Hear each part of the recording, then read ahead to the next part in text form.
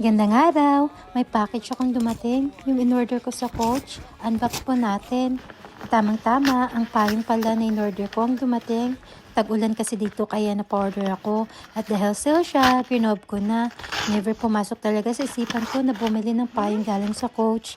Kasi ayoko magbayad ng mahal, tas masira lang din naman. Buti na lang talaga naka-sale at yung presyo niya hindi mabigat sa bulsa.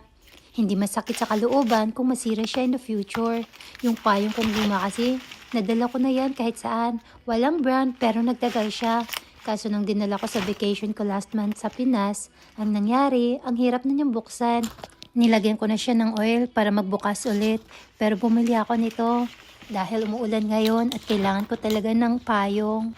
Dito sa California, hindi uso sa kanila ang payong pag umuulan. Dahil Pinoy ako, rain or shine, may payong ako na dala-dala.